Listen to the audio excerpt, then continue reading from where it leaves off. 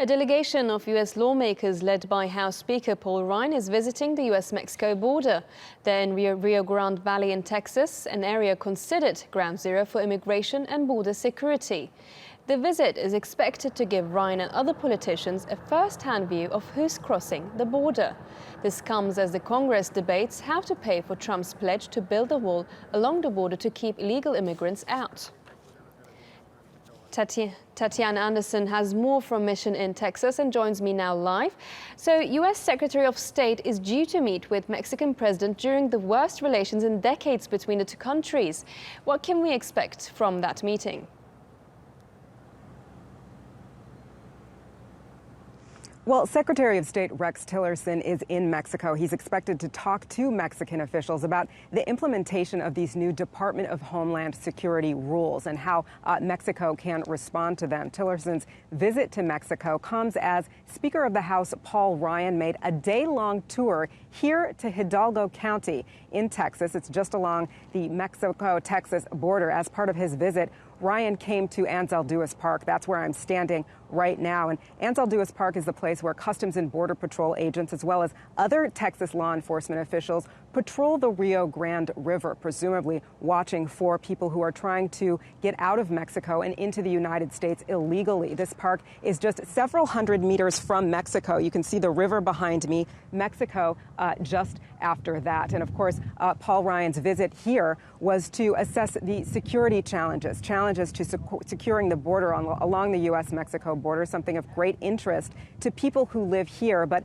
not only that, of great interest to Customs and Border Patrol officials, as well as other law enforcement officials. I spoke to one Customs and Border Patrol official earlier. He tells me that in addition to this wall that President Trump wants to build, it's just one of the things that they need. Let's listen to what he has to say.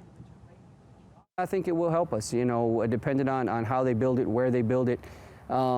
It's like a toolbox. There's certain things we need. It's not a one-size-fits-all project. It's not the only tool we're going to use. The wall's not going to go out there and secure the border by itself. We're still going to need agents on the ground. We're going to need processing space, detention space, more vehicles, you name it, surveillance, ground sensors. We need a lot of things. So that's not going to, eliminate the need for a border patrol, but it will help us complete the mission. Tetiana, is Mexico ready for U.S. changes in immigration policy?